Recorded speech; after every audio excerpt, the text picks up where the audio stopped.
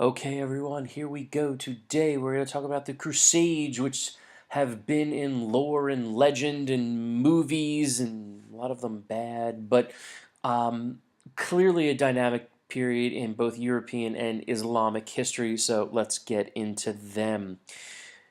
It all starts with a speech in the year 1095 by a man by the name of Pope Urban II. When speaking at Clermont in France, Pope Urban makes a call to get people or crusaders to return to the Holy Land to take it back from the Muslims, or as he would call them, the infidels.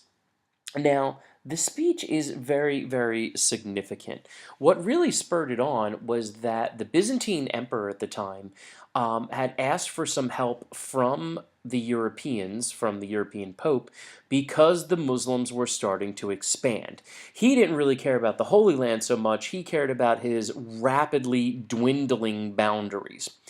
Urban, on the other hand, saw it as an opportunity for Europe to gain a lot of things. And here you see a picture of Urban giving his speech.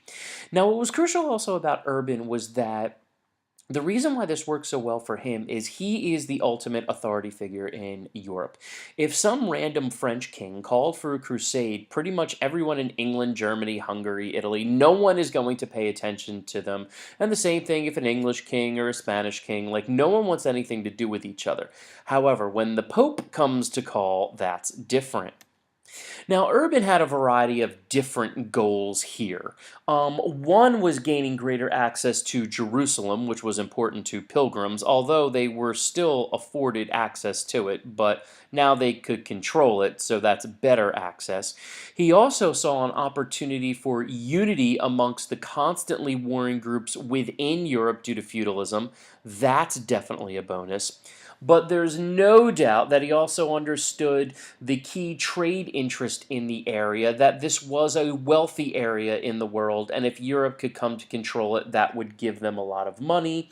And then finally, the idea to push the Muslims back because they had advanced so quickly. And so when you look at these goals, that's kind of what Urban was looking to do.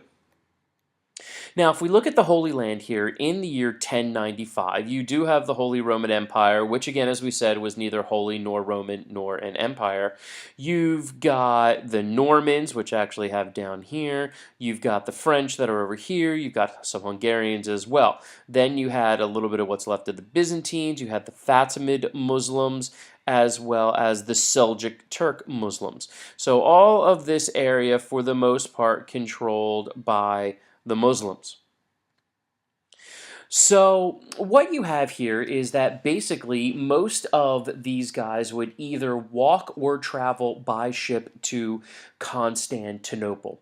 And the man that was really chosen to lead them was a Frank by the name of Godfrey de Bouillon, who was a leading noble, and much of the other nobles who went to or went with him were French. Not that there weren't multiple nobles there. You had some Germans, you had some English.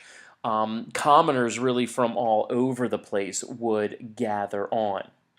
Now, they did have some early issues. Unfortunately, some crusaders thought that this was a great time to attack Jews, and many of them attacked Jewish communities on the way. Again, what they had to do with it was really nothing, but unfortunately, old hatreds die hard.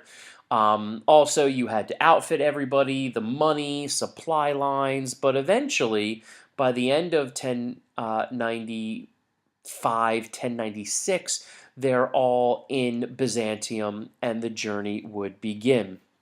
And basically, as you can see, all over land, some over sea, and that they were going to travel down and eventually get to Jerusalem. They would fight a number of battles throughout Asia Minor. Most of them the Crusaders would win, the biggest of which was when they took Antioch, which was a huge walled city that they were actually able to get with some help from the inside. and they start to establish some kingdoms as they go. Not so much in Asia Minor, but really modern day Syria and Lebanon down into Israel and parts of Jordan. Now, eventually, they do arrive in Israel and modern day Jerusalem, and this is a famous depiction of the Crusaders when they arrived. And I do have success, if you want to call it that. Massive amounts of deaths, tens of thousands of people were killed. Muslims, Christians, and Jews. The Crusaders were really indiscriminate, but by 1099 they would be successful. Alas for Urban, he actually died just a couple months before word got back that they were successful. Now, after doing this, they are going to set up a number of states. Cilicia, the county of Edessa, Antioch, Tripoli, and the Kingdom of Jerusalem, as well as all of these cities, Tortosa, Tripoli, Beirut, all of these areas established. And the purpose of the Crusader states was really to foster trade as well as give the Europeans some allies with each other, because if you think all of this is Muslim controlled, down here in Egypt is Muslim controlled, all up here is Muslim controlled, and this area was known as Outremer because it was so far away. The largest, of course, being the Kingdom of Jerusalem, and actually Godfrey de Bouillon was crowned the first king of Jerusalem, although he wouldn't take the title of king. It's kind of like a Lord Protector thing. And for about 50 or 60 years, things seemed to be going pretty good. But eventually, things would start to fall apart. You see, these guys are so far away from Europe and any allies that in about 1145, the county of Edessa, so up here, will fall. And so a second crusade is called to try to take it back, as well as take the Muslim stronghold of Damascus in Syria. This was called by Pope Eugene III and led by Louis VII of France and the Holy Roman Emperor, the German Conrad III. And to keep it simple, it was a complete epic fail. They were not able to achieve anything. Most people were slaughtered. And at that point, the Muslims see an opportunity to try to take back the land they lost to these Crusader states. And that's exactly what the greatest of these leaders during the Middle Ages of the Muslims were. Salah ad-Din Yusuf ibn Ayyub, who is better known as Saladin. He was an absolutely incredible general. He is going to create his own dynasty by conquering both Egypt and Syria. And he will focus on retaking the Holy Land, because remember, Jerusalem, sacred to Muslims too. And his most significant win came at the Battle of Hattin, also known as the Horns of Hattin, when he is able to crush the forces of Jerusalem, which would allow him to then siege Jerusalem itself and eventually retake the cities.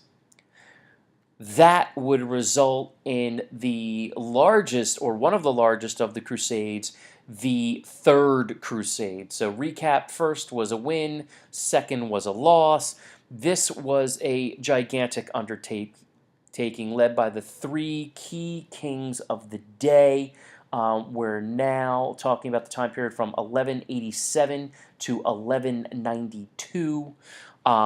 The French would be led by Philip II. The Germans would be led by Frederick Barbarossa, who unfortunately will drown in a river because he tries to cross a river in armor, which is not a good decision, and he falls in, and that's the end of that. And the Germans kind of fell apart, and after Frederick's death, who was kind of beloved by pretty much everybody, King Richard III of England, also known as the Lionheart from Robin Hood fame, is able to then take it over. And as you can see here, I mean, you're talking about a tremendous amount of area. You've got coming from England, they're sailing all around here. You've got some overland routes. They're going to stop at some of the islands.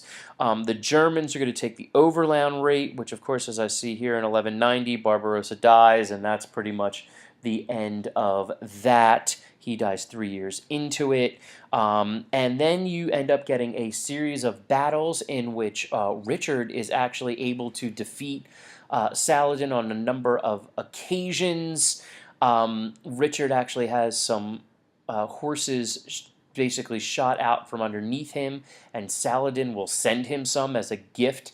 These two men actually had a tremendous amount of respect for each other. They actually met each other on a number of occasions.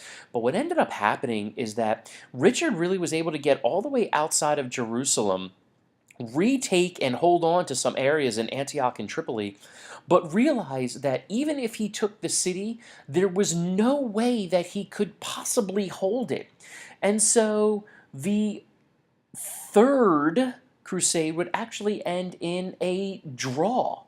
Um, they really will try to come to an agreement that would allow Christians access to Jerusalem, but really no land to exchange.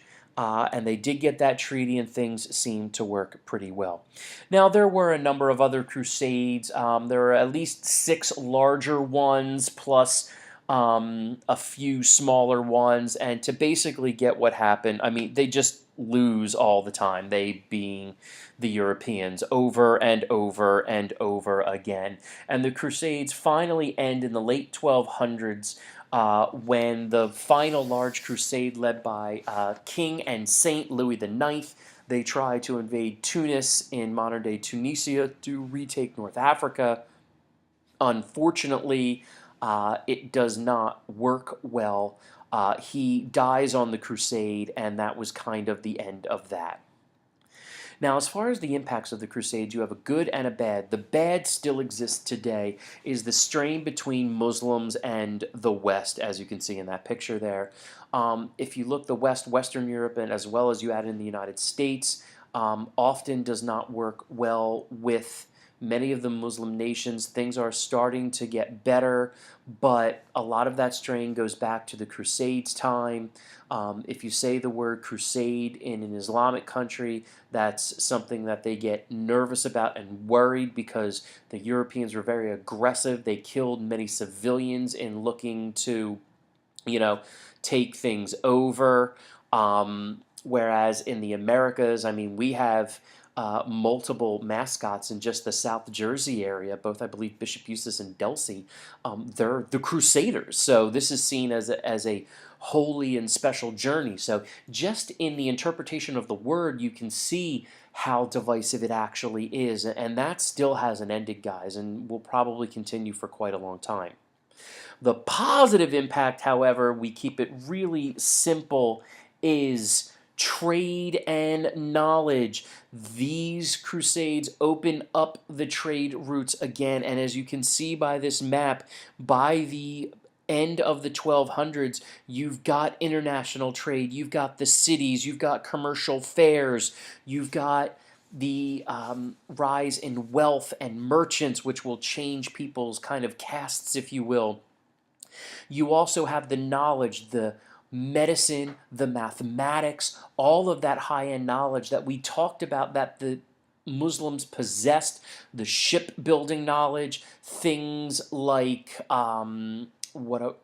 the ideas of like the astrolabe and using latitude, eventually longitude, which would allow the Europeans to expand. All of this coming from the Muslims, which are going to be absolutely crucial to their spread. And so in the end, there was a positive to the Crusades. We just wish it didn't involve so much violence and fighting. All right, guys, so get your questions and comments. We'll talk more tomorrow.